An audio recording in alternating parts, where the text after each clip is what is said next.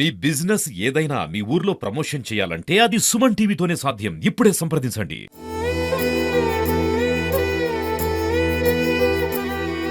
ఎటు చూసినా పొంగి పొర్లుతున్న వాగులు, బురదతో ముంచెత్తిన నివాసాలు.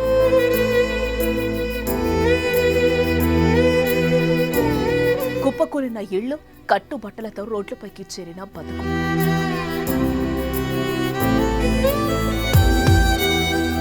వరద నుంచి ఇప్పుడిప్పుడే బయటపడుతున్న బస్తీలు, కాలనీలు, పొలాల్లో మట్టి, ఇసుక మేటలు, ఛిద్రమైన రహదారులు, నీటిపై తేలియాడుతున్న పశువుల కళేబరాలు, ఇండ్లలోకొచ్చి చేరిన విషసర్పాలు, సర్వం కోల్పోయిన స్వరాలతో దేవుడా నువ్వే దిక్కంటూ విలపిస్తున్న కన్నీటి దారలు.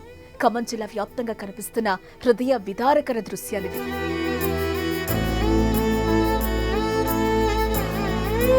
ఖమ్మం చరిత్రలో మొదటిసారి ఊహకందని విషాదాన్ని మిగిల్చింది వరద. మృత్యువులా దూసుకొచ్చిన మున్నేరు ముంపు ప్రాంతాల వాసులు కోలుకోలేని దెబ్బతీసింది. నిద్ర లేచేసరికి తరుముకొచ్చిన వరద పుట్టెడు శోకాన్ని మిగిల్చింది. మున్నేరు తరమడంతో ప్రాణాలు దక్కించుకునేందుకు కట్టుబట్టలతో వెళ్లిన బాధితులు తిరిగి ఇళ్లకొచ్చేసరికి మున్నేరు మొత్తం ఊడ్చేసింది. కట్టుబట్టలతో రోడ్డున పడ్డ బాధితుల ఆవేదన వర్ణనాతీతం.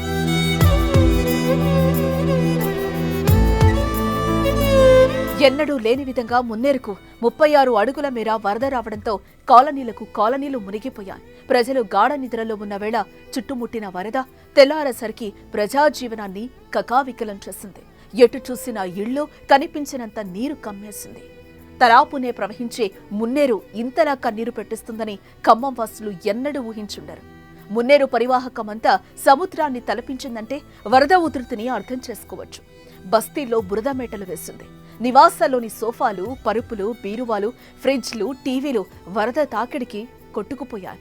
కార్లు, ఆటోలను కిలోమీటర్ల కొద్దీ వరద ఈడ్చుకెళ్లిందంటే వరద ప్రవాహం.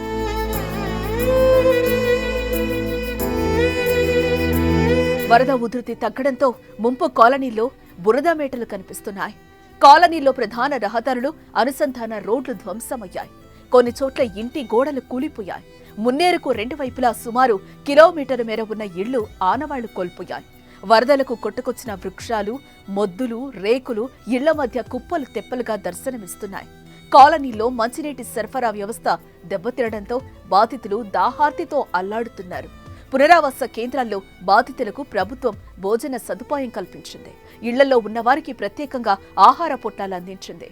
కొందరికి ఇతర ప్రాంతాల్లో ఉన్న బంధువులు ఆహారం తీసుకొచ్చారు. ముంపు కాలనీలు చాలా వరకు ఇంకా అంధకారంలోనే మగ్గుతున్నాయి. బురదమయమైన ఇళ్లను ఇంటిళ్లపాది శుభ్రం చేసుకుంటున్నారు.